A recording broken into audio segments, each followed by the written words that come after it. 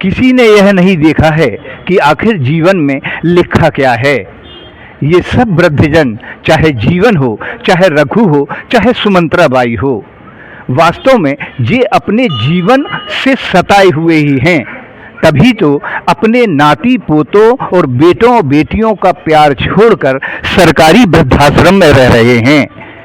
जीवन के चौथे पन पर यदि वृद्धाश्रम में भी इन्हें मारपीट मिले, इनके वृद्धाश्रम पेंशन की राशि कोई और ले जा ले और उसकी शिकायत भी हो और उस पर कार्रवाई भी ना हो, तो इससे गंभीर असंवेदनशील बात आखिर क्या होगी। और वह भी नर्मदा तट पर, जहां रोज महाआरती होती है, पंचकोसी आरती होती है।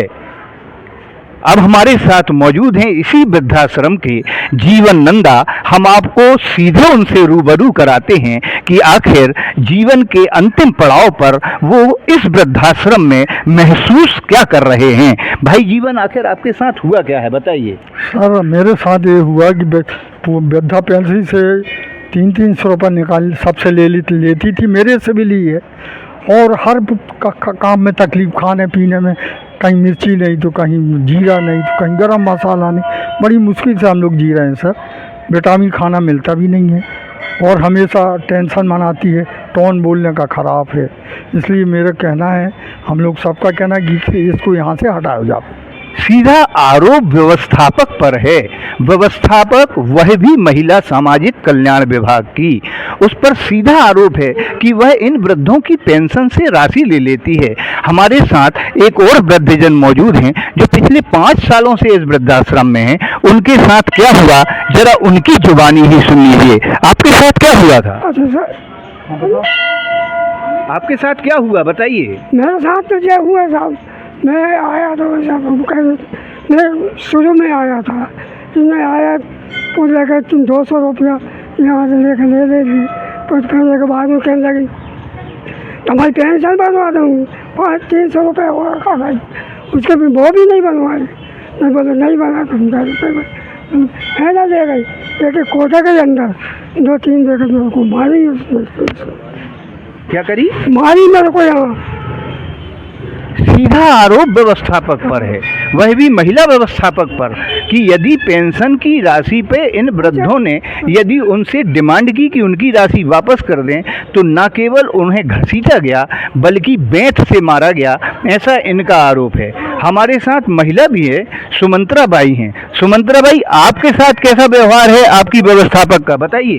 सर, अभी आई हूँ मैं, 2 साल हो रहे हूँ। मई में 15 मई को आई हूँ। अभी कोई समस्या नहीं आया है, पर ये समस्या सामने में है कि जैसे बाहर के दानी लोग हमको भोजन के लिए पैसा देते हैं तो पैसा रख लेती है, आश्रम को खाना खिला देती है और भंडारा के खाना लाती है, पूड़ी सब्जी खीर सबरे लेके चले जाती है। थोड़ा सा सब्जी बचती है तो उसको पानी डाल के खाओ, नहीं तो जाओ, ये समस्या बोलती है। 5 रुपये के साबुन लाती है, 1 महीने के लिए देती है 2 साबुन, 1 महीना धोने के लिए लेती है।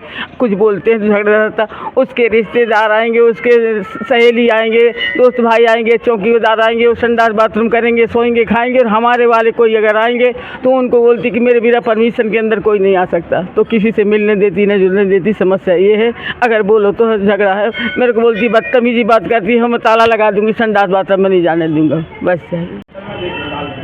मेरे साथ खड़े ये वृद्धजन वास्तव में अपनी जिंदगी के सताए हुए हैं। जीवन के चौथे पन में अपने घर द्वार, लड़के नाती पोतों के प्यार को छोड़कर यदि वृद्धाश्रम में मौजूद हैं, तो निश्चित रूप से इन वृद्धों के साथ कोई ना कोई पारिवारिक गंभीर समस्या है।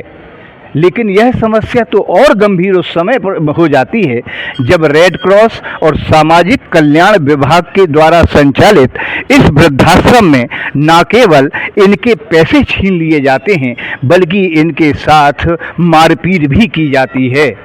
और वह भी और कोई नहीं, इस आश्रम की संचालिका हैं जो वास्तव में स्वयं विकलांग हैं, स्वयं उस समस्या को समझती हैं, ऐसी उपधारणा की जाती है।